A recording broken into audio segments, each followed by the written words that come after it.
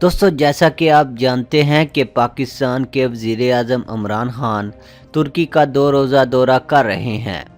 ये इमरान खान का तुर्की का पहला सरकारी दौरा है जो तुर्की के सदर तैयब एर्दोगान की दावत पर किया जा रहा है।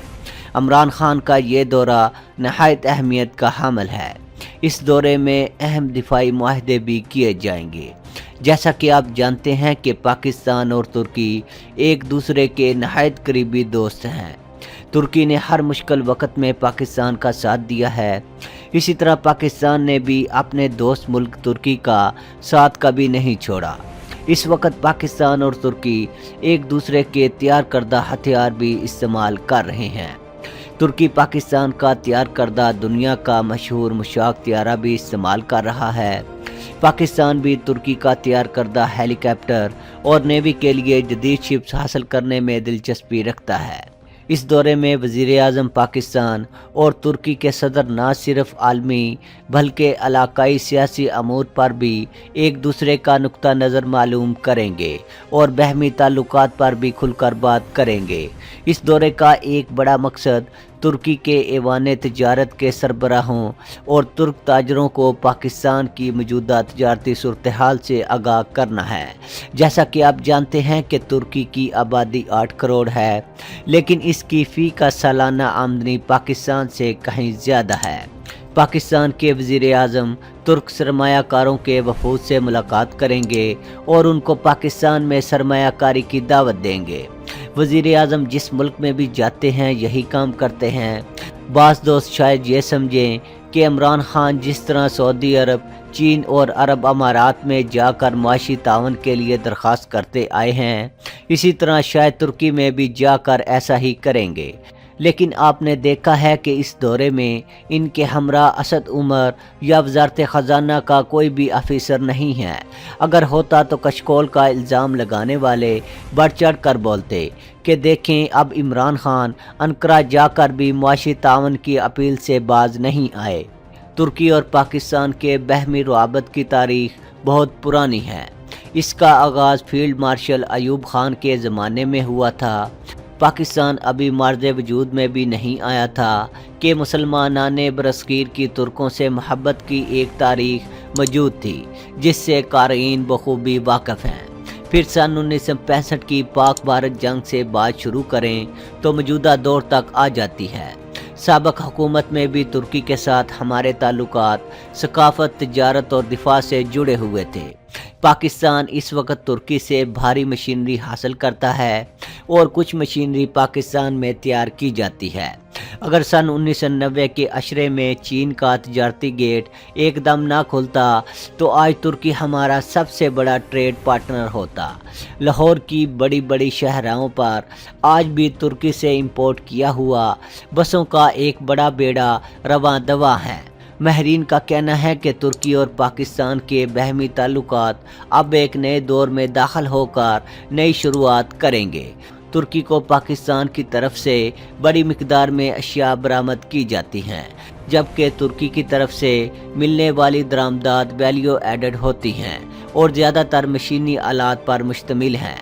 रूस और तुर्की के ताल्लुकात तब से एक नए दौर में दाखिल हो चुके हैं जब से पुतिन ने एर्दोगान को अमेरिका की तरफ से प्लान किए गए मिलिट्री को से बचाया था।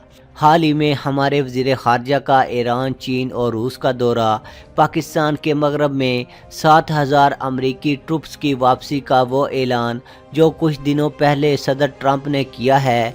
जंगजुओं का इसरार है कि वो किसी भी समझौते पर इस वक्त तक राज़ी नहीं होंगे जब तक एक भी अमरीकी इनके मुल्क में मौजूद है। तुर्की अभी तक नेटो का मेंबर है।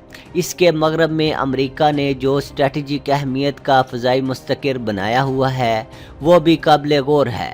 अमरीकी ट्रुप्स का इनखला और शाम और तुर्की की सरहदों पर कुर्दों के ख़िलाफ़ तुर्क फ़ौज का इज्तिमा ऐसे मौज़ूआत हैं जिन पर शायद कोई तफसीली बातचीत इमरान खान के इस विज़िट का एजेंडा ना हो, लेकिन बाज़ बातें तहरीरी एजेंडे के अलावा ज़बानी एजेंडे का हिस्सा भी तो हुआ करती हैं। दोस्तों, अब आपको बताते हैं कि भारत के वज़ीर आज़म नरेंद्र मोदी आज कर बौखलाए हुए हैं। दोस्तों, भारत के वज़ीर आज़म नरेंद्र मोदी को जलसों के ज़रिए धुआंधार तकारीर और भड़के मारने का बहुत शौक़ है। प्रेस कॉन्फ्रेंसों के ज़रिए सहाफ़ियों के सवालात का जवाब देते हुए अपने ख़यालात बयान करने से वो इज्तनाब बरतते हैं। इक़्तिदार संभालते ही उन्होंने चंद चहेते एंकरों को 1-on-1 इंटरव्यू दिए। इन इंटरव्यूज़ में भी ज़्यादातर सवालात फरमाइशी थे। अपनी परफॉर्मेंस से वो कई बार मुतमिन ना हुए। 2 दफ़ा ऐसा हुआ कि जहां मोदी ने इंटरव्यू देने के बाद इसे देखा और फौरी तौर पर नए सवालात तैयार करवा के दोबारा कैमरे के सामने बैठकर एक और इंटरव्यू दिया। पहले इंटरव्यू को अपने सामने तलफ करवा के नए को चलाने की इजाज़त दी। भारत की हिंदी बेल्ट में हाल ही में सूबाई असम्बलियों के जो इंतखाबात हुए हैं, इनमें इनकी जमात बीजेपी को शिकस्त से दोचार होना पड़ा। इस शिकस्त की वजह से पहली बार बहुत ठोस अंदाज में ये पैगाम मिला कि अगर हिज़्ब मुखालफ की जमातें मुत्तहिद होकर कोई मुअस्सर हिकमत अमली तैयार कर लें तो आइंदा 4 माह बाद होने वाले आम इंतखाबात में मोदी और इसकी जमात सादा अक्सरियत से भी महरूम हो सकती है। एक जबली सियासतदान होते हुए नरेंद्र मोदी को यकीनन इस तासर से परेशानी लाहक हो गई है। सन 2019 के पहले रोज़ बिल आखिर वो निस्बतन एक नए रूप और सौदे के साथ टीवी स्क्रीन पर नमूदार हुए हैं। खबर रसां एजेंसी ANI की समीता को एक तवील इंटरव्यू उन्होंने दिया है। इस इंटरव्यू में सवालात काफ़ी पेशा वाराना महारत और आज़ादी के साथ उठाए गए। मोदी ने अपनी रौनत वाली शोहरत के बरक्स इन सवालात का निस्बतन धीमे लहजे में जवाब दिया। नरेंद्र मोदी को गुमान था कि नोटबंदी के इनकलाबी कदम से वो भारतीय रियासत से छुपाई नाजायज़ कमाई को कौमी ख़जाने में वापस ले आएगा। नोटबंदी की वजह से मगर इसकी हुकूमत इतनी रकम भी हासिल ना कर पाई जो नए नोट छापने के लिए खर्च हुई थी। मोदी हुकूमत ने दावा किया था कि इसने उड़ी में अपने फौजियों के कत्ल का बदला लेने के लिए लाइन ऑफ कंट्रोल को पार करते हुए पाकिस्तानी इलाकों में घुसकर सर्जिकल स्ट्राइक की थी। भारत में मोदी के मुखालिफ सियासतदानों ने भी इस दावे पर मुसलसल सवालात उठाए। इन सवालात का आज के डिजिटल ज़माने में जबकि नाइट विज़न कैमरों के ज़रिए सर्जिकल स्ट्राइक को रिकॉर्ड करने की सहूलत भी मौजूद है, ठोस शवाहिद के साथ जवाब नहीं मिला। नए साल के पहले रोज़ दिए गए इंटरव्यू में भारतीय वज़ीर आज़म ने बहुत जज्बाती अंदाज में इन स्ट्राइक्स का जिक्र किया। इनके इंटरव्यू के लिए जो सवालात थे, इनके अमूमी स्ट्रक्चर में इन स्ट्राइक्स के तफसीली जिक्र की गुंजाइश मौजूद नहीं थी। मोदी ने मगर अपनी बात कहने की स्पेस निकाली। मोदी इसरार करता रहा कि पाकिस्तान को सिर्फ एक जंग के ज़रिए सुधारा नहीं जा सकता, इसे बैनुल-अक़वामी तौर पर दहशतगर्दी का सरपरस्त करार देते हुए तन्हाई से दो चार करना पड़ेगा। मोदी का दावा था कि अपने पे दर पे गैर मुल्की दौरों के ज़रिए वो पाकिस्तान को बैनुल-अक़वामी बरादरी में अलहदा करने में कामयाब रहा है। इस इंटरव्यू चलने के थोड़ी ही देर बाद खबर आई कि लाइन ऑफ कंट्रोल पर भारतीय फौज के एक ड्रोन ने पाकिस्तानी सरहद में घुसने की कोशिश की। पाकिस्तान ने इसको गिराकर ज़मीन बोझ कर दिया। इससे कबल ऐसे ही हथियारों की मदद से भारत अपनी सरहद में 2 पाकिस्तानी कमांडोज को हलाक करने के दावे भी कर चुका है। इस दावे को वो साबित नहीं कर सके। मोदी की जानिब से लाइन ऑफ कंट्रोल को गरमाए रखना एक एतबार से समझा जा सकता है। पाकिस्तान के पास इससे निपटने की सलाहियत मौजूद है। भारत ने अपना एक जदीद ड्रोन भेजा था, लेकिन इस ड्रोन को गिराकर पाकिस्तान ने भारत पर वाज़ेह कर दिया है कि दुनिया का कोई भी जदीद ड्रोन आप ले आएं, इसको पाकिस्तानी फ़ौज गिराने की सलाहियत रखती है और भारत के नापाक अज़ाइम का मुँह तोड़ जवाब देने की सलाहियत रखती है।